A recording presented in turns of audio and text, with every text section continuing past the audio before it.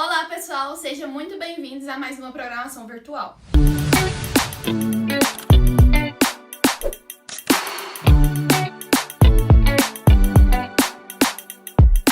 Então, eu sou a Júlia Carrilho, secretária aqui da UPA Fim Social, e em nome de todos os adolescentes, eu vim aqui trazer mais um episódio do nosso projeto Perguntas e Respostas. O nosso primeiro episódio aconteceu sábado passado com o convidado Guilherme Amarino, e nesse segundo episódio não vai ser diferente, a gente vai trazer um convidado especial.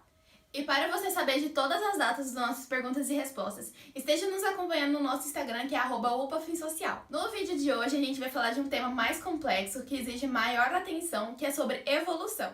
O nosso convidado especial é o Victor Giovanni, que ele é pastor, matemático, físico e um dos palestrantes oficiais da TDI Brasil. Sem mais enrolações, que eu tô enrolando muito, eu vou chamar o nosso tesoureiro Vinícius para fazer uma oração pra gente.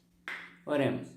Senhor, meu Deus, meu Pai, Deus, obrigado, Senhor, por mais que você nos deixa, Deus. Obrigado, Senhor, que você tem nos abençoado sempre, Deus, não deixando faltar nada, Pai. Nos abençoando neste momento de pandemia, Pai, que o Senhor tem nos dado meios, ó Deus, de poder ouvir mais a Tua palavra, Pai, de ficarmos mais próximos de Ti, ó Pai, neste momento de pandemia, ó Pai.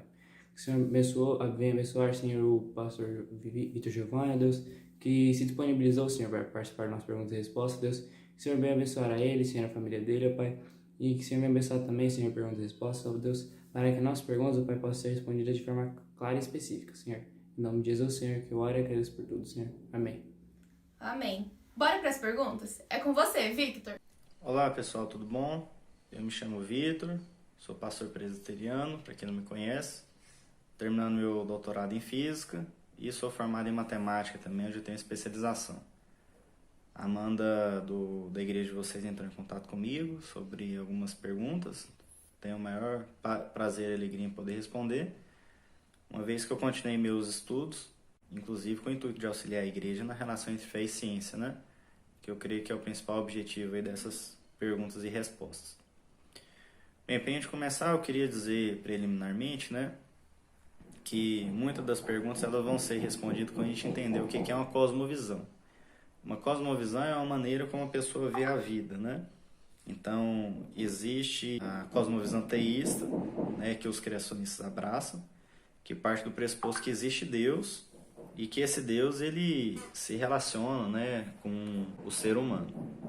Existe outra cosmovisão que é chamada de naturalista. Essa cosmovisão naturalista acredita que a única coisa que existe no universo é tempo, espaço e matéria e que a vida e tudo que há no universo pode ser explicado quando a gente entender a relação entre as leis da natureza. Então essa cosmovisão ela parte do pressuposto que não existe Deus. Então eles dizem que Laplace, né, o grande matemático, talvez foi um dos grandes expoentes aí dessa cosmovisão, quando ele disse, né, ele entregou uma obra matemática, né, a obra matemática dele, né, para o Napoleão, né, e ele disse que na obra dele que não via necessidade de Deus, né, na sua matemática, né. Inclusive foi o Napoleão que perguntou, né, qual que é a relação entre a obra dele e Deus. Então, os darwinistas, né, e o evolucionismo, ele está alinhado com essa cosmovisão naturalista. Então, para eles, né, os neodarwinistas aí, você não precisa de Deus, né, para explicar o surgimento da vida, né, nem o desenvolvimento da vida. Então, existem essas duas cosmovisões. E aí existe, né, um grupo, de certa maneira, recente, que tem tentado mesclar essas duas cosmovisões, né, que são os evolucionistas teístas, que é um grupo, né, de pessoas que acreditam que Deus ele criou o primeiro ser vivo e a partir daí ele guiou, né, ou conduziu a evolução, né? Então, esse ponto, né, de partida em específico, ele tem vários problemas, né? Quando você tenta fazer essa mistura, né? E aí, com isso, eu já vou responder, né, algumas perguntas aí dos irmãos. Então, vamos supor, né, que de fato Deus ele teria conduzido e guiado, né, a evolução. Então a primeira pergunta que a gente faria, né, é quem foi Adão e Eva, né, nessa história toda? Então Adão e Eva eles foram os primeiros hominídeos, né, que evoluíram, porque a Bíblia fala, né, que Deus disse que criou, né, o homem, a imagem de Deus o criou, sua imagem e semelhança. Então quem seria Adão e Eva, né? Se a evolução de fato teria ocorrido. foram os primeiros hominídeos que evoluíram e Deus olhou para eles e falou, poxa, eles são a minha imagem e semelhança, né? Então, não tem como você misturar, né, as duas coisas, né? Tem problemas, né, bíblicos, né? Geralmente, quando você conversa com alguém que é teísta, evolucionista, para resolver esse tipo de problema, do surgimento do primeiro homem, Adão e Eva, né, eles alegorizam, né, o texto de Gênesis. Então, eles dizem que Gênesis ele não é literal. Só que se você alegoriza Gênesis, porque assim, não tem como você explicar Adão e Eva, quem foi Adão e Eva, os primeiros hominídeos, né, evoluídos, que Deus viu que eles eram sua imagem e semelhança, né, então, algumas coisas bem complicadas, né. Então eles dizem que Adão e Eva, eles não existiram literalmente, que eles eram uma alegoria. Eles dizem, né, que lá no Jardim do Éden não teve aquele pecado, né, original, que aquilo lá também é uma alegoria, no sentido de que algo de fato aconteceu errado, que a gente não sabe muito bem. E aí, para eles, Gênesis 1 e 2, ele é uma alegoria, né? Esse pessoal não interpreta esse texto literalmente. O problema disso, né, que quando você faz isso, Paulo, né, citou Adão e Eva de maneira literal, né? Jesus citou Adão e Eva de maneira literal. Então, você teria talvez que alegorizar Paulo, alegorizar Jesus, né? Ou será que Jesus e Paulo estavam enganados, né? Será que eles não tinham conhecimento verdadeiro daquela alegoria? Então, alguns problemas, né? E talvez um dos problemas maiores é que eles alegorizam o pecado original, né? Então, se Adão e Eva eles não existiram, se o pecado original de fato não aconteceu, né? Então, por que o homem precisa de um salvador? Se o pecado original lá em Adão e Eva ele não aconteceu. Então, com isso, eu posso responder algumas perguntas, né? Tem como consolidar o evolucionismo com o cristianismo? Então, com certeza não. E os irmãos fiquem espertos e tomem cuidado, porque existe um grupo, né, que tenta associar e fazer essa relação. Um grupo que está presente em muitas igrejas. Os irmãos fiquem atentos com isso. Tem como consolidar o evolucionismo com o cristianismo? Não, não tem como, viu? Segunda pergunta. A macroevolução seria antibíblica? Então a gente lembra que existe a microevolução e a macroevolução. A microevolução, ela diz respeito à capacidade dos animais se adaptar ao seu ambiente. Então a microevolução não tem nenhum problema nela acontecer. Porque existe uma flexibilidade nos organismos, né? Deles se adaptarem às condições climáticas, de alimento, né, que estão disponíveis. Agora, a macroevolução, isso não tem como acontecer, né? E ela é antibíblica. Quais são os problemas da macroevolução? A macroevolução, se você pega uma árvore genealógica, né, árvore da vida, né, perdão, né, de qualquer livro evolucionista, né, você vai ver lá que tem um ratinho primitivo, vai para um lado, ele gera um morcego. Tem um ratinho primitivo, ele vai para o outro lado, gera a baleia, né? Então imagina quantos milhões de animais que não existiram entre um rato, né, e uma baleia, ou entre um rato e um morcego. Então, o problema é que esses registros fósseis, né, eles não existem, né, desses milhares e milhões de animais, né? Não sei se vocês já leram, o problema é que muito evolucionista não lê o livro de Darwin, né, Origem das Espécies. Então, no seu livro ele reconhece esse problema, o Darwin. Ele reconhece esse problema e ele diz que esses milhões de animais, eles de fato não foram encontrados, né, os ossos dele na crosta terrestre, mas à medida que a crosta terrestre for mais bem explorada, esses animais iriam aparecer. Então, de fato nunca apareceu, né? Porque de fato a evolução ela não aconteceu. O que os registros fósseis mostram? Se a evolução de fato tivesse acontecido, os animais deveriam surgir de maneira lenta e gradual, né? Só que o que os registros fósseis mostram? Eles mostram o que é chamado de, isso não é eu que estou falando, são os paleontólogos, tá bom? A explosão cambriana. O que é a explosão cambriana? A explosão cambriana, se você pega os estratos da rocha, não tem vida, não tem vida, não tem vida, e aí tem um período cambriano, que a vida ela explode naquele lugar. O que os registros fósseis eles mostram? Eles mostram que a vida ela surge pronta, ela não evolui lenta e gradualmente, não tem os fósseis desses animais transicionais. Então, os animais eles surgem prontos do jeito que eles são. E o que acontece, e o que tem acontecido hoje também, é que esses animais eles chegam à extinção. Então, não tem novos animais surgindo, né? Você tem animais chegando em extinção, né? Então, outro problema do evolucionismo também é com relação ao surgimento da vida, né? Fizeram o experimento Stanley e Miller, que eles conseguiram sintetizar alguns aminoácidos, mas o surgimento do primeiro ser vivo é um evento extremamente complexo e matematicamente impossível. Você juntar, né, ou formar de maneira aleatória, né, um código de DNA, seria como você produzir a obra de um livro de maneira aleatória. Você coloca todas as letras numa caixinha e vai pegando as letras aleatoriamente e colocando, formando sequência, e você formar um livro, né? Seria um evento parecido com esse, né? Porque o código genético ele é um código de informação, né? Assim como o livro ele contém informação dentro dele. O código genético, tudo que você é baseado em informação, né? Que está codificado no código genético, né? O nosso código que a gente utiliza, né? O código binário do 0 e 1. Então, todas as letras e números, né? Eles são simbolizados pelo código binário, né? Combinações entre 0 e 1. Toda a informação que você né? Está codificado no alfabeto também, que é da adenina, citosina, guanina e timina, né? E isso é um código de informação. Então, como que você vai codificar essa informação de maneira aleatória até surgir você, né? Então, é um evento matematicamente impossível, tá joia?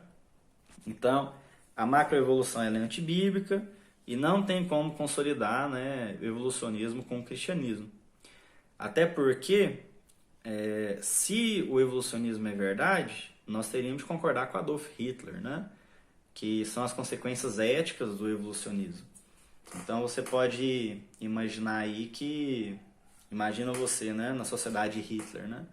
Você e a gente hoje mesmo. Se a evolução de fato acontece, o primeiro passo que a gente teria que fazer é olhar na nossa sociedade quem são os seres mais evoluídos e os menos evoluídos, né?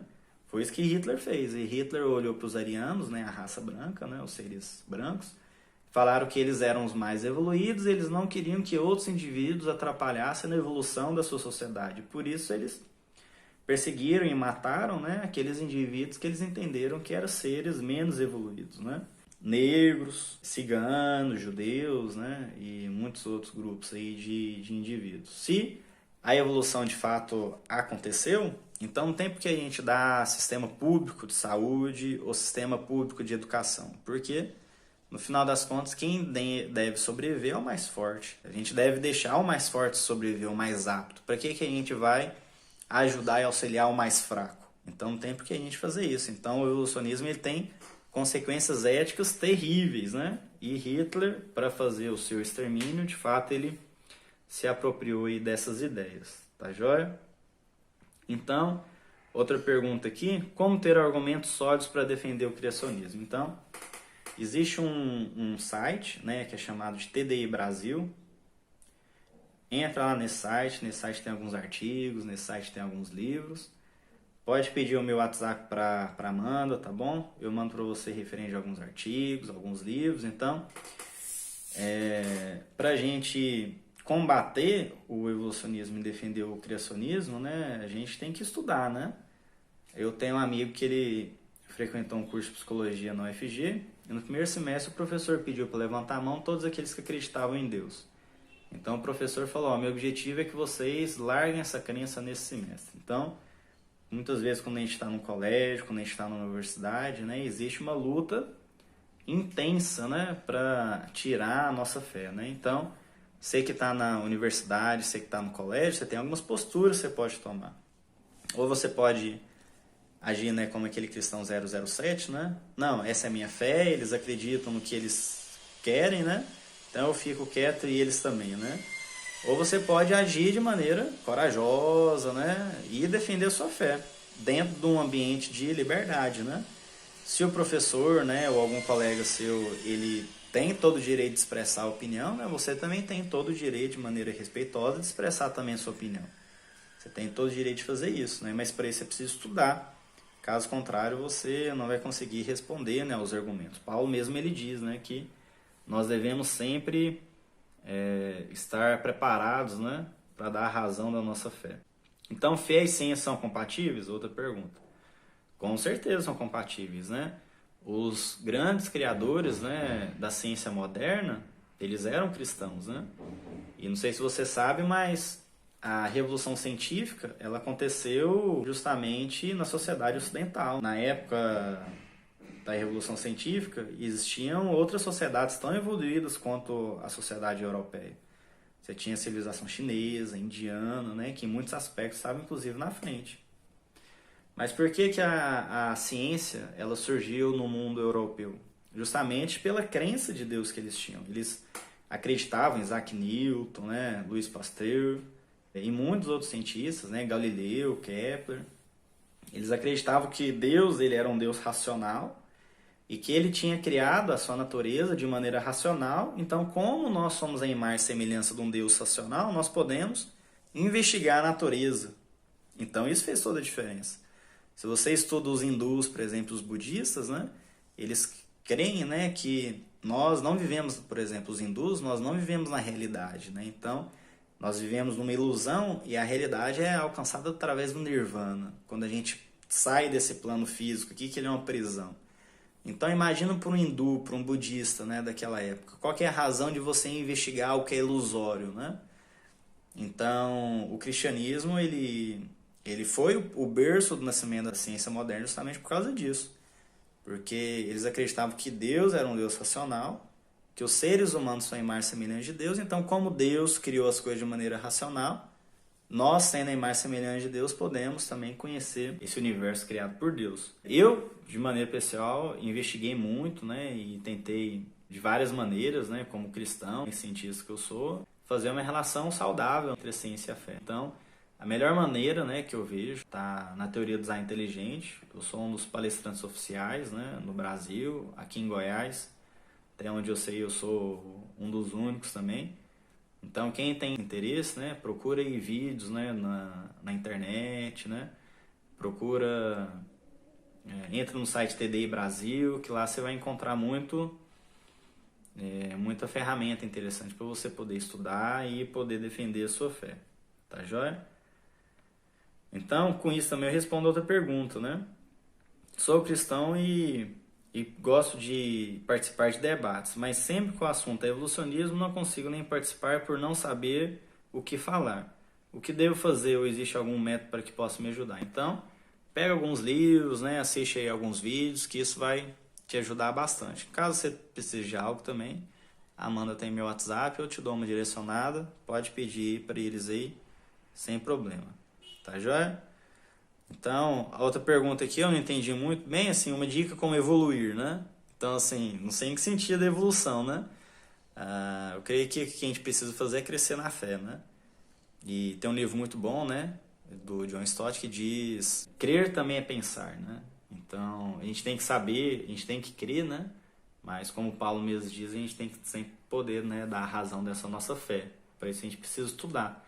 Então, cresça na fé, continue, ou seja, né, um jovem de leitura da Bíblia, um jovem de oração, cresça na presença de Deus e, como os grandes cientistas, né, do passado, seja uma pessoa bem academicamente. Estude, seja um bom aluno, né, e se puder fazer mestrado, doutorado, né, seja a melhor pessoa, né, que você possa ser. Tá joia? Então, e aí tem a última, né?